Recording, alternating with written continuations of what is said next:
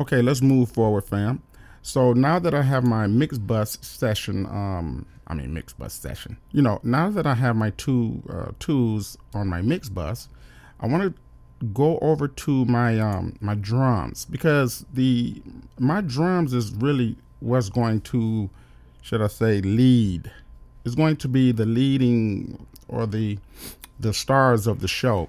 Always the stars of the show, the kick and the snare. But what I want to do is, let's listen to the kick real quick in context with what we got going on with the master bus.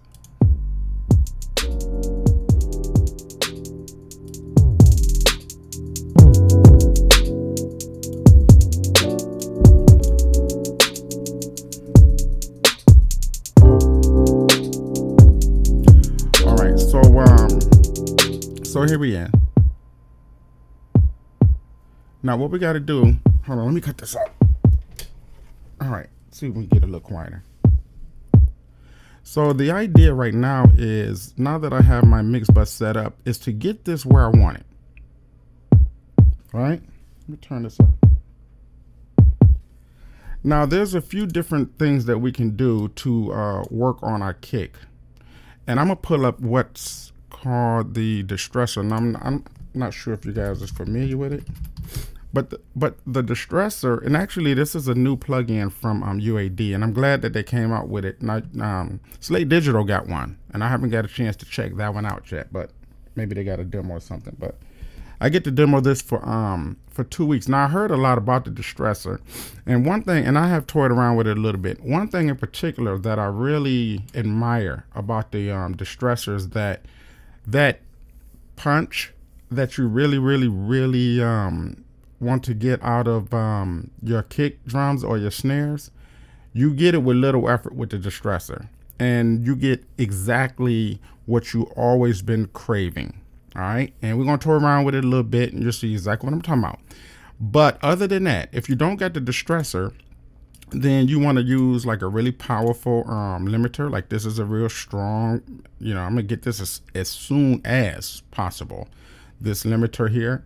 And then you want to like get a transient, to kind of shape the transient a little bit more, make it a little bit more punchier, and then you glue it with like a tube tech mix. So when you don't glue it with a tube tech mix, you what's the word?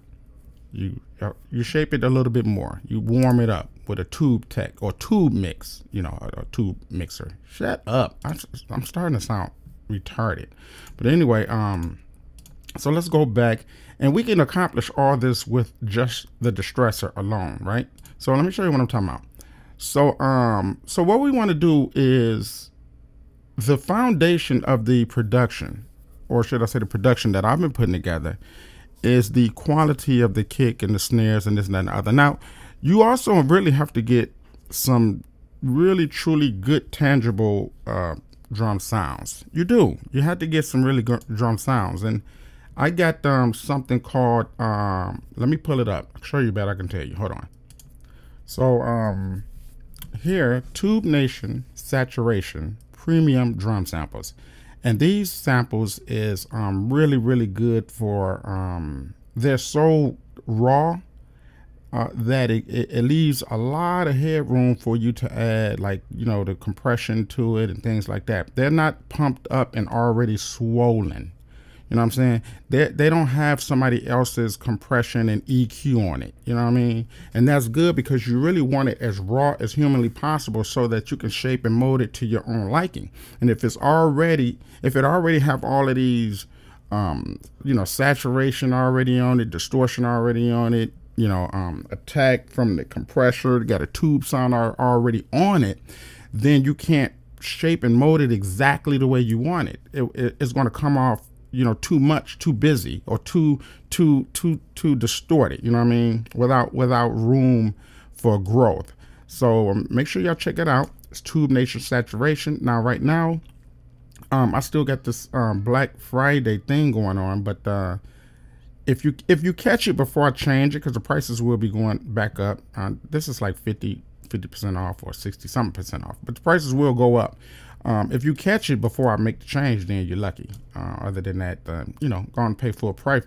But trust me when I tell you, it's definitely worth it. Especially when you watch these tutorials and you see and you learn how to tweak and freak it. Something else you definitely want to get your hands on is Masters of EQ. Get your hands on that, fam. Learn this stuff, man. It's no joke. It's the truth. You know what I'm saying? You know, there's a lot of places that you can learn this, but I break it down to a point where, you know, even a 6-7-year-old can learn it. So you really want to, you know, get your hands on something like that. Anyway, shameless promotion. Let's keep it moving. Okay, so let's go ahead and use the distressor to pull out some madness out of this kick here.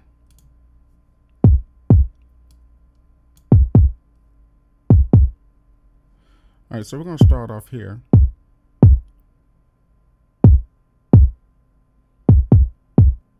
Let's push the input up. And we're going to keep this in mind over here. We're going to make sure that that stays, you know what I mean, controlled. And let's check out the ratios here.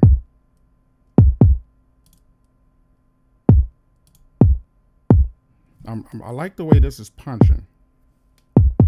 But what I really want to do is I want to kind of get like a tip, like a tick at the beginning of this kick. And we can pull that off by, see, you almost hear it right there, right? You hear it clear right there, but that's too much. This is good. Okay, this is real good. So we're going to stick with this one here. And we're going to adjust our attack to, until we, yeah, there we go. That's good there. Now let's put our high pass on.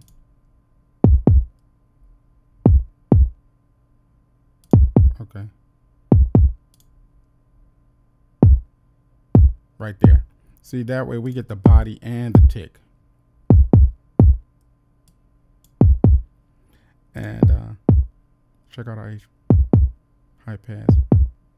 Let's check out distortion.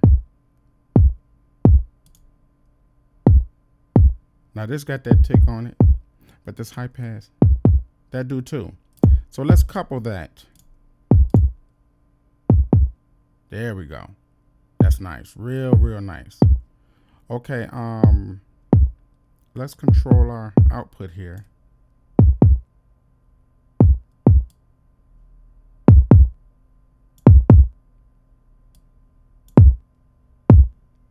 And adjust our release. That's good. That almost sounds like the beginning of an 808. That's actually what I'm really trying to pull off. Now, our attack allows it to be like super duper punchy or soft, depending on how fast we want this compression to start kicking in. But since we are already using the distortion and the high pass filter, we can kind of turn this down here.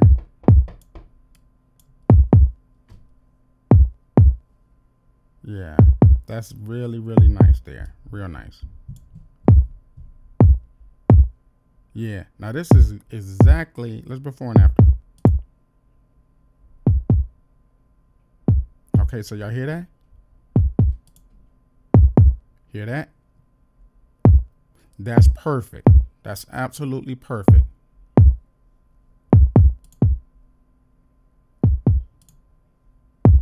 So that's it have a perceived loudness, and then it was only maybe pushed up just a couple decibels, 1 or 2. Yeah, that's it, fam. You hear that? Beautiful.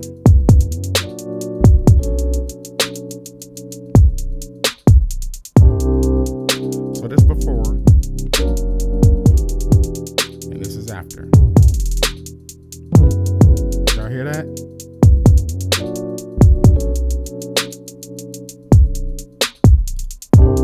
And I'm using this over here just as another soft parallel.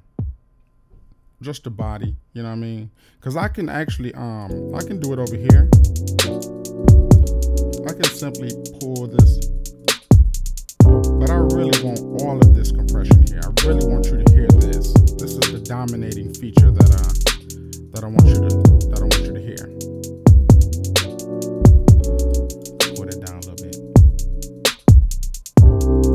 that's perfect, fam. So you feel that thump, it kind of feel like it's like literally thumping in your chest. And I got the headphones on, but I know how this is going to sound when I take the headphones off and let the speaker play. And that does it for that. And we'll come back and I'll show you how we can also, you know, do the same thing by just using the Chandler and the transient shaper. So we can get a similar sound using those things. But in particular, I like the way the kick runs through this distressor. It really sounds good, really sound warm and organic, saturated, distorted, all the nice, beautiful, even with the tube sound to it, all the beautiful sound and element, you know, elements that we that comes with the original distressor is added to that kick. You know what I'm saying? All right, and we also keep in mind that you'll notice that it's very subtle. It's not over the top, right? We're going to over the top it later on when we start, you know, adding back more things to the bus compressor. See, and also just for the record, we keeping in mind that we're mixing, tweaking, and freaking, still based on being under the control of what's on the master bus. You know what I'm saying? And the reason why I like to do it like that personally is because I don't want these to be off, right? And then I go do a grandiose mix, right? Something really nice, punchy, this, that, and the other.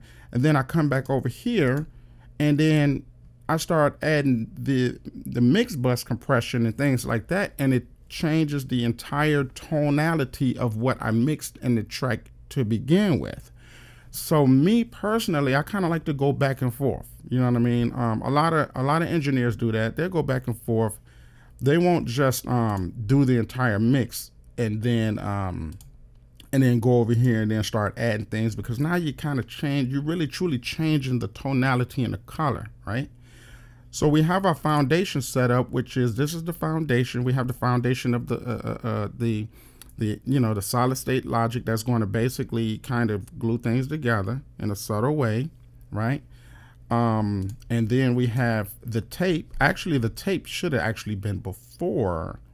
Where in this case, it could be before or after the mix bus. So, you know, in this case, it goes through the board and then it goes to the tape. And then from the tape, we're going to go to, you know, another compression, EQ, or EQ and compression. However we end up doing that, or limiter, should I say. But, you know, each song or each track is going to require a different approach. You know what I'm saying? So we keep that in mind. All right, so let's, in this session here, move on to how we're going to tweak and freak the snare and see how that lies in context with the whole entire thing. And again, this is primarily about mixing something simple, but making it sound really recordish. You know, we're trying to get this to sound like a record, right? We keep in mind that when you're producing something for an artist or a rapper or singer, R&B artist or something like that, it got to be simple. It can't be like, you know, like dynamic, like the other epic dynamic scientific tracks that we was doing. It had to be more subtle. You know what I mean? You got to have room for the singer or the artist to do their thing. So if you can do an instrumental, a simple instrumental, and it sound like a record already, sound like something that's already on the radio, a lot of times the producer or artist, they can hear themselves on it, right? It's like an illusion. They can hear themselves on it. They can already hear it on the radio, and it's easier to sell because it sounds good, it's nice, it's punchy, you know what I mean? And it's simple enough for them to pick it up, apply it to themselves, write to it, you know what I'm saying? Stuff like that. So that's what the idea of these series sessions is about. It's about learning how to get a really good, powerful, punchy, tight, cohesive record sounding mix, but the production is really simple. All right, so let's move on to the next chapter and work on the snares and a few other elements, and then we can wrap this up. So let's move on. Okay, fam, we're gonna pick up where we left off at and move over to the snare and kind of get this snare kind of under control and kind of organized a little. I mean, it sounds decent by itself, but we can get a little bit more snap out of it, a little bit more in your face type sound. Let's listen to what we got so far.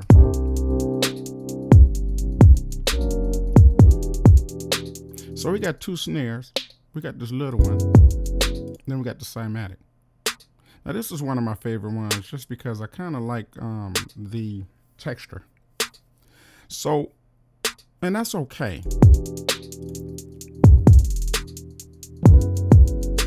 But I really wanted to have another type of a snap, like almost kind of like an attack, suck, snap, for lack of better words. I don't know. For some reason, it sounds like when it's compressed a certain type of way, it sounds more like a suction compression. And it's probably because if you time it right, you can almost kind of hear the compression immediately come in after the initial transient. And that's probably what's giving it that suck type of a sound, because the transient is going through, but then the compression almost kind of like immediately kick in. So the idea is to try to find that sweet spot, so that we can actually get that suction. Because and I call it a suction. It might not be that. It could be just something else, but I call it a suction. That's how it sounds to me. So let's go in here and let's listen to what we got. And I'm more than likely I'm gonna change this this little sound, that Uzi snare, to maybe a clap. So by itself, it sound pretty dead. I mean, it sound decent, but in context of this particular song, this mix, it got something else going on that's not matching the frequencies of this particular sound. Okay, so let's go ahead and I'm gonna pull up again the trusty distressor.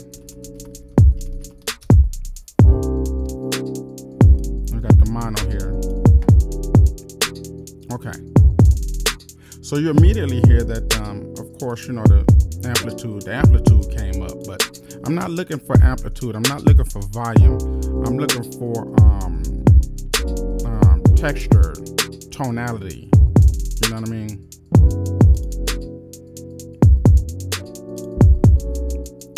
So first thing we can do is probably drive it a little bit. Now we're gonna treat this the same way. We're gonna try to keep in mind the levels where it's already at. So let's check out so it's pretty low. So we just drove it a little bit, but let's pull it back. And we'll keep it down there as we build around it here. So we want the compression to hit after the initial transient. So we're gonna slow down our attack. And the release, we want the compression to kind of carry the kind of stretch out the tail of the snare, right? So you'll notice if we tighten the release, you will see that it's not doing much, right? We go all the way here, you hear a little louder, but maybe we need to kind of bring up the, yeah, we can bring this up and you can kind of hear more what's going on. Yeah.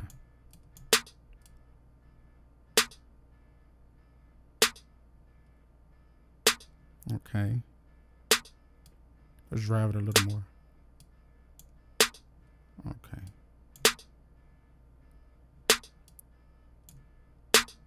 So you hear how it gets louder and almost kind of fatter when I take the release to 0. So watch the difference. See, it's a little tight. See that? So it's really releasing the compression really, really fast. So we want to kind of just dial that up a little bit. We do want the tail. We do want that tail, but we don't want, but we, at the same time, we want the compression to affect the whole snare.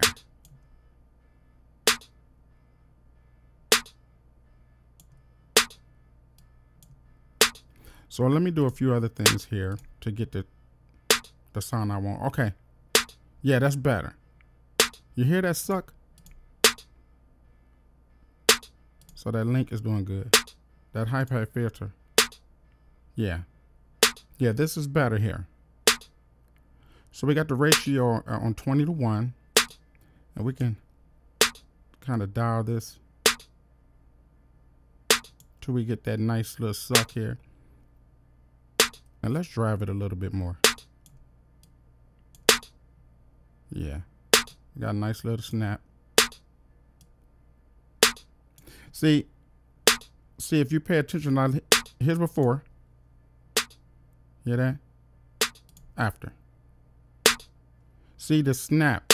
We got that snap, but it's kind of, and I really wanted it in a way where it's transparent. You know what I mean? Watch what happens when I bring the tack fast. See that? It's obliterating the transient. See? But I really want a lot of that. Almost kind of like a, you know what I mean? I don't know how to explain it, but I know the sound I'm looking for. So this is giving me a little suck before the actual compression start kicking in. And let's put some kind of like that. I like that. Okay, so we're high pass. So I like distortion 3. Okay, I like this. This is nice. This is good. Exactly. And let's push it a little. Okay. That's good. So that's before, after. You see that? Just a few decibels, but it sounds significantly louder. Right? You see that? Look at that. Okay. And then after. Perfect. Perfect. Now let's listen to it in context. Yeah. Clean. And what I'm going to do is a little parallel. That's the dry signal. And we're going to dial in the compression. Yeah. That's nice. Really, really nice. Okay.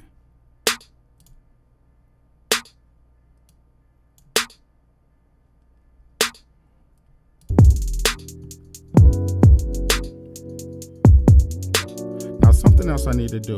I need to shape the tone of this here.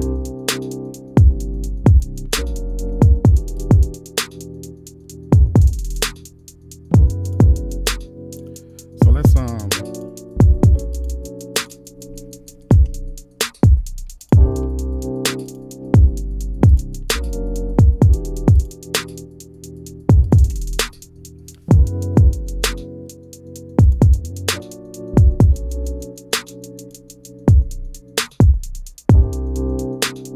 kind of want a little body in it, a little body, and we want to dip this.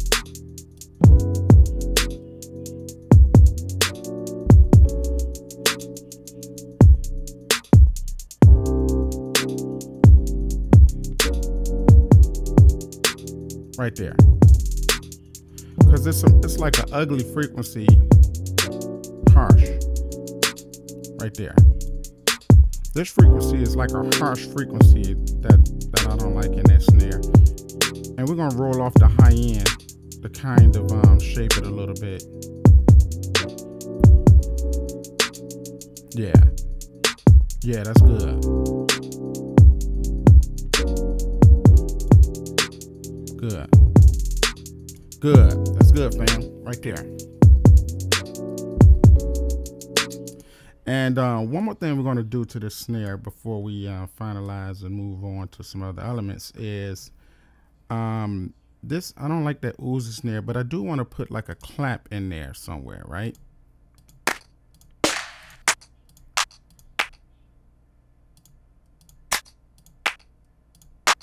It might be this one, more than likely.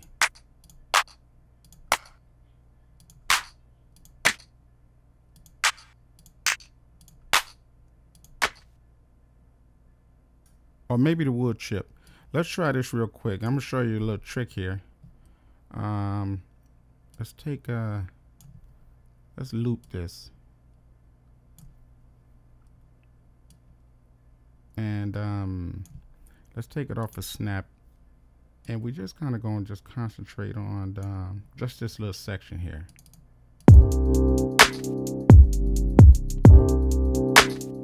All right, I don't like the wood sound. Something a little bit more polite. This wood sound is kind of harsh there. So let me pull it down.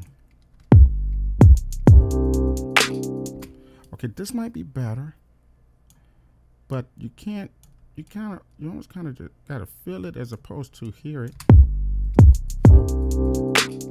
That's it. That's it, fam. That's it right there. And maybe we might can even let me zoom in on here, because it really it especially complements what we're hearing. We're gonna, you see this fade here, we're gonna kind of give it a little fade. Maybe we can push it a little bit up and give it a fade. Nah, took the bite away there. Okay, maybe a little. Okay, that sound okay. Let's see if the fade work. It might not work.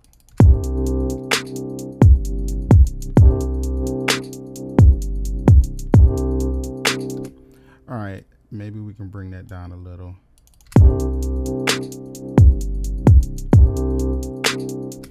And I think that's working. I would actually like to pitch that. Let's see if I can pitch that. Pitch, edit, and maybe make it a little darker. So we hear.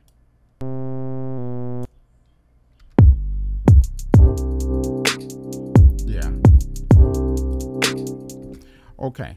So what I'm gonna do to keep that there and to keep the copies going, I guess I can take the snap, put the snap on, put it on 1/8. No, put it on 1/4. No, I guess 1/16. And we can move this there so we can have a snap vector going on, right? That way when I copy them to the rest, hold on. When I copy them to the rest, I know I will be snapping and it will be exactly where I want it. You see? And what that does is it just, you know, I had the Uzi snare and then the cymatic clap, but this sound a little bit better, more subtle, you know, and then it gives it a nice little you know, it's a nice snap. So it's a really nice snap, clean, you know, clean snap. Okay, so let's listen to the entire thing, and that would do it for that. Once we move on, let's see. I mean, not that. Sorry about that. Okay.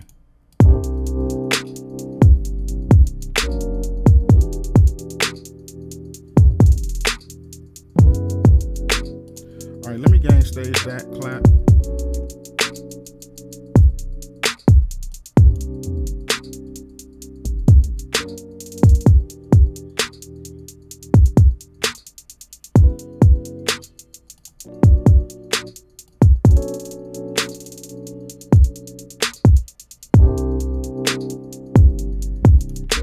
So I could turn that back up a little.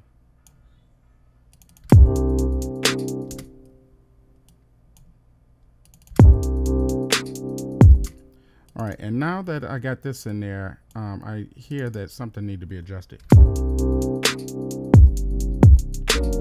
So, oh, do we got that? Is that Uzi snare back in there? Let's see here. No, that's not in there. But this clap got some high frequencies in it. Maybe I can roll off the highs on that too. So let me low in and kind of pull it back.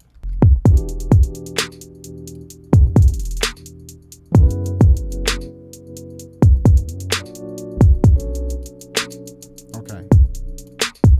Now since we got that, now because of that little click in there or that clap, now this frequency seems like it's kind of harsh.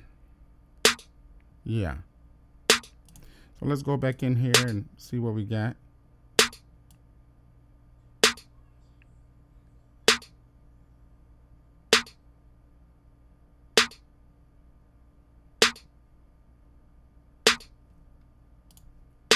Okay.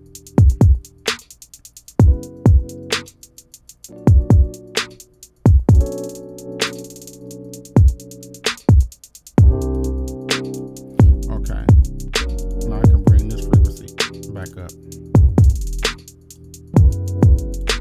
Yeah.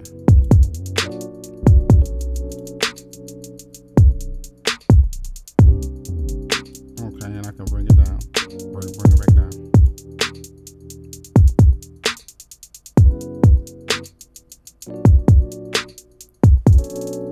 Okay, I'm gonna have to take my headphones off and kind of pause it for a minute to see what I got in context and listen to it loud. But this is pretty much it here.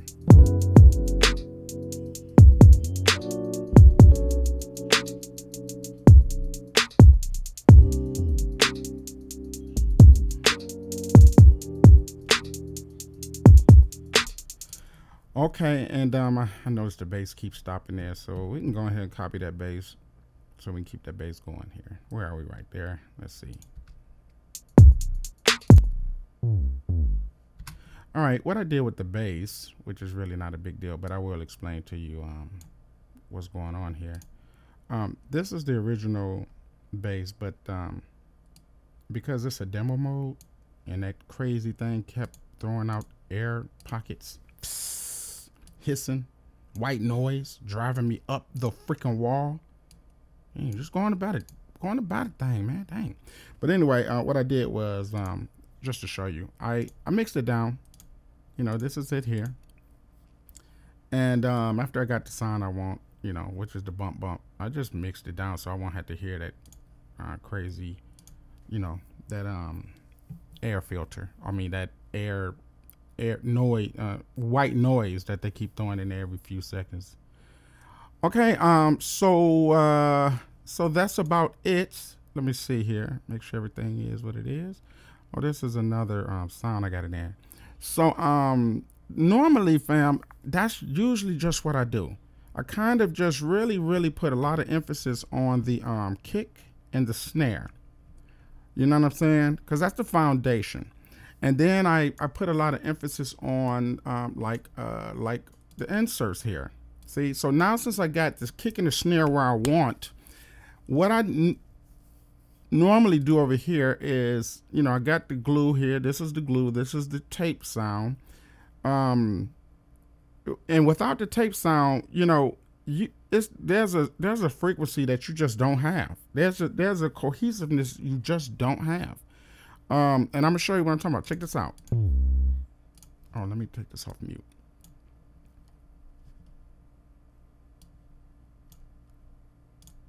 So watch this.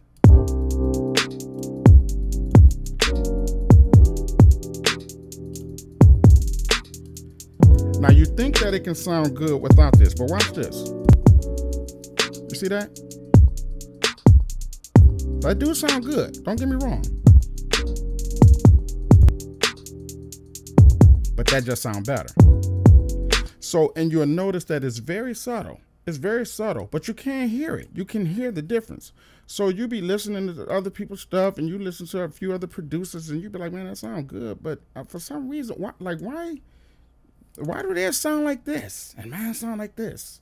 And you be wondering, well, they got their secrets. Everybody got their secrets, man. And I'm just the type, you know, I learn them and I share them. You know what I'm saying? People hate me, man. People hate me, man, because I learn them and share them, man. I want all y'all stuff to sound good. You know, not 2 or 3 people. That's arrogant, man. 2 or 3 people, that's it. 4 people tops have the best sound out the whole entire world. Nah, man, no. Nope. I'm for the people. You know what I'm saying? I want y'all stuff to sound good too. And I'm gonna tell you something what's sweet and what's good is that, again, if you can mix it, if you can make it sound really good, you don't have to have a whole lot going on. You know what I'm saying? You ain't gotta have a whole lot going on. Your stuff just sound good. If you go and you listen to the radio, it's not a lot going on. Now now right now I'm doing 2 sides of the, you know, I'm on both sides of the fence. I'm on the simple, you know, simplicity side, But if you're going to stay simple with your production, make sure you can mix the heck out of it, right? And then I'm on the complicated side. I'm on the mad scientist side. You know what I'm saying? Where, well, if you ain't super with your mixes, but you still know all the little tricks and the trades and to make your production sound scientific. You know what I'm saying? But how much better could you be great at mixing and great at producing all at the same time? Like, how can you lose? You know what I'm saying? So anyway, that's that for the snare. Now what I'm gonna do is I'm gonna pause this and we're gonna move on to the next chapter to finalize this. And I'm just gonna take off my headphones and listen to it in context, make sure that everything is in place. If there's any adjustments, I'll come back to you. But what we're gonna do when we come back, we're going to now add the UAD Chandler limiter, and then we're gonna add the pull tech, and then you're gonna be able to hear the entirety of it, of the simple track. But you know what I'm saying, it's nice, it's warm, it's thick, and it sounds like a record. You know what I'm saying? And that's the goal. Make your stuff sound like a record. That's the ultimate goal. So with that, you can move on to the next chapter. Take a break, 5-10 minute break, 15-minute break, or whatever it takes, and then come back and finish, finalize, listen to the rest of the session.